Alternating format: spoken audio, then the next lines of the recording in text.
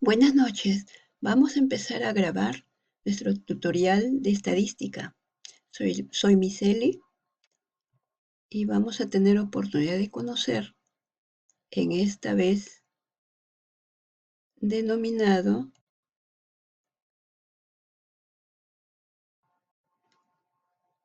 Iniciamos con nuestra presentación del tutorial de estadística, en esta vez consistente en regresión y correlación lineal. La regresión y correlación lineal son dos técnicas estrechamente vinculadas que sirven como herramienta para poder realizar estimaciones. Empezamos por regresión lineal simple.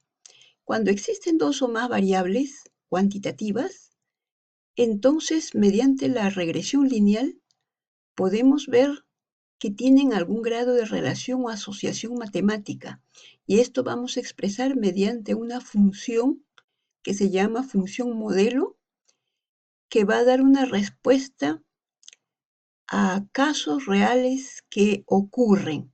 En este aspecto, vamos a representarlo mediante una ecuación y esa ecuación debe ser un modelo que nos va a servir estimar para tiempos y proyecciones de casos.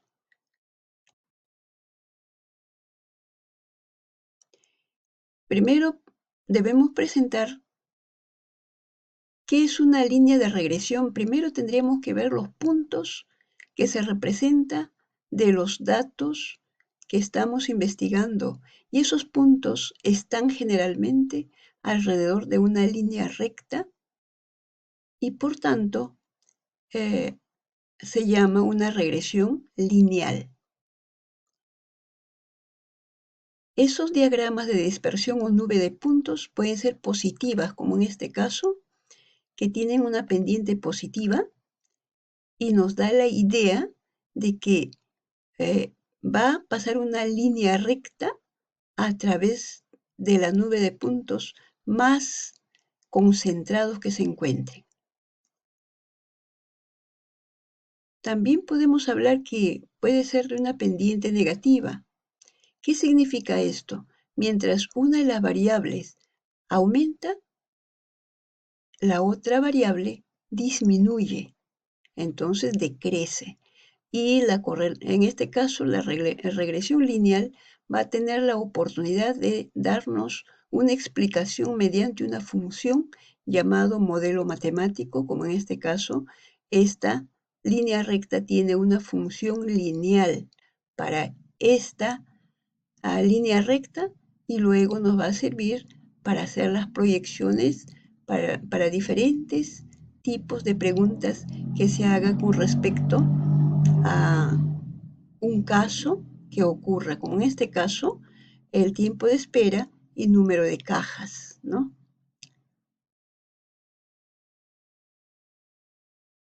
Podemos aplicar un método de mínimo cuadrado para realizar y representar esa línea recta que inicialmente estábamos trazando por intuición, por la mayor cantidad de puntos, pasaba esa recta. Pero el método del mínimo cuadrado nos va a dar una idea y una función que va a representar a la familia de rectas que puede estar representando. Entonces se realizan acá mediante un ejemplo. Se realiza una encuesta de 6 familias para conocer su ingreso y consumo familiar. En primer lugar, reconocer cuántas variables hay. En este caso, hay 2 variables, donde hay una que es ingreso y el otro es consumo. Y luego, poner la designación. ¿Cuál de esas variables va a representar a X y cuál de esa variable va a representar a Y? En este caso, el consumo es una variable dependiente, mientras que ingreso es una variable independiente. Es decir, no va a depender de ningún otro valor, va a tomar valores independientes. Y luego, Y sí va a ser un valor dependiente porque va a depender de los valores que tome la X. En este caso, podemos estimar el consumo con ingreso de 38 días. En este caso tenemos acá en el cuadro. Entonces, una vez que habremos hecho ese método de mínimos cuadrados, podremos leer en la tabla, en esta misma tabla. El consumo con ingreso de 42 también está aquí. Entonces, su ecuación de regresión, que es la ecuación estimada, el modelo que va a tomar este problema, entonces también va a estar en la tabla. Pero la C, el consumo de un ingreso de $70. 70 de ingreso no tenemos acá.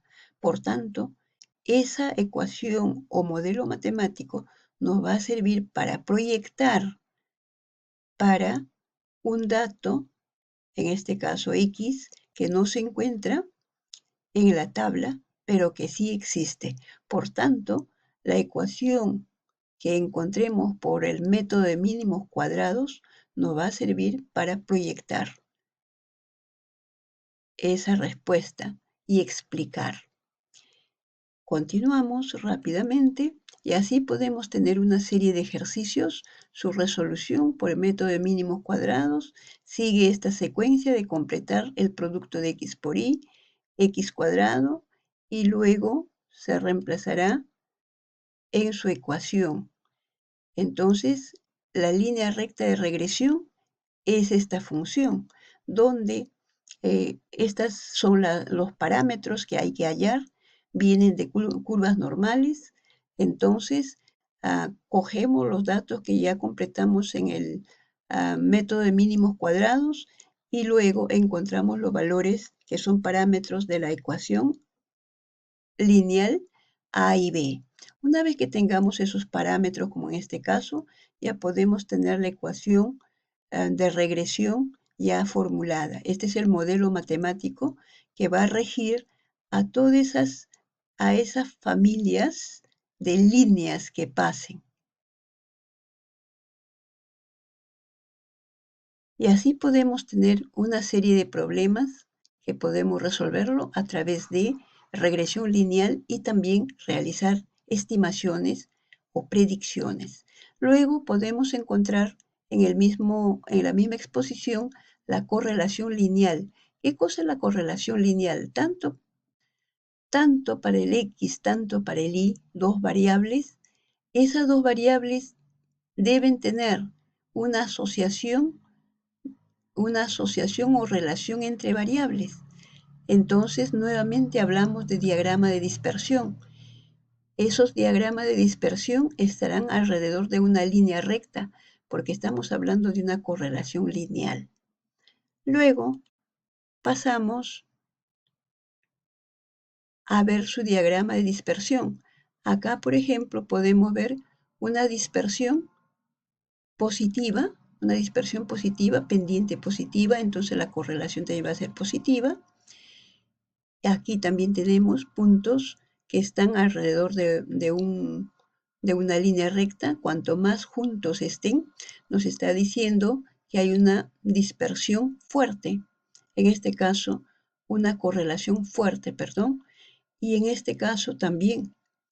Pero las pendientes son en algunos casos positiva y en otros, como en este caso, que es negativa. Entonces vamos a tener pendientes negativas de la línea recta, por lo tanto también la correlación va a ser negativa.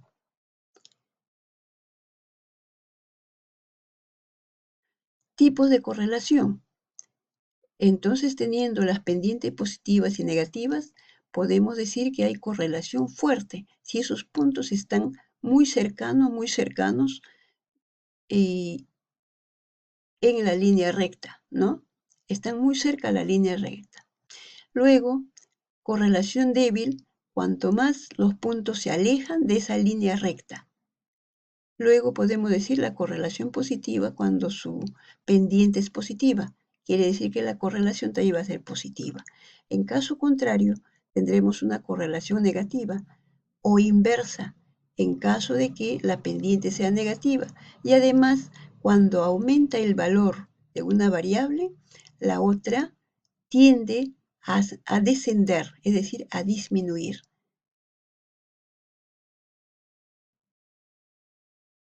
Entonces, ¿para qué sirve la correlación? La correlación va a servir para ver el nivel entonces de asociación o relación que tienen esas dos variables. Entonces se llama coeficiente de correlación. El coeficiente de correlación solamente tiene valores desde -1, son mayores o iguales a -1, pero menores o iguales que 1. En este caso, la correlación, coeficiente de correlación, se expresa mediante esta fórmula, donde X e Y, estas X, las X mayúsculas, para nosotros van a ser variables y las X minúsculas van a ser las medias o promedios, media o promedio. Continuando con la exposición, tenemos un ejercicio donde nos están indicando si existiera relación entre talla y peso, definitivo, decimos que sí hay relación, pero ¿qué grado? Tendríamos que determinarlo. Algunos puntos también, como un repaso, acá podríamos decir su diagrama de dispersión, determinar si existe relación lineal entre datos, obtener la ecuación de la recta y cuál es el peso aproximado de un estudiante que mide 169. Entonces, nos va a permitir desarrollar e interpretar ese problema. El diagrama de dispersión ya dijimos que son puntos que van a estar muy cerca o muy lejos. De acuerdo a eso vamos a decir una correlación fuerte o débil. En este caso, vamos a determinar el coeficiente de correlación mediante esta fórmula. Encontramos que la correlación tiene 0,87 aplicando esta fórmula, quiere decir que tiene una correlación fuerte y es positiva. Continuamos. Tenemos allí, por ejemplo, podemos estimar una recta de regresión que teniendo los parámetros hallados mediante las fórmulas, la ecuación se convierte, el modelo matemático sería esta ecuación que tiene pendiente negativa. Luego podemos estimar que un estudiante que tenga de talla 169 va a tener un peso estimado de 68,97. Y luego podemos terminar con esta exposición indicando que es muy importante esta ecuación de regresión y correlación para estudios de muchos casos reales que sirve para proyectar, pronosticar las variables en estudio. Por tanto, son herramientas muy interesantes de estadística. Para las próximas clases continuamos con más ejercicios y muchas gracias por esta vez.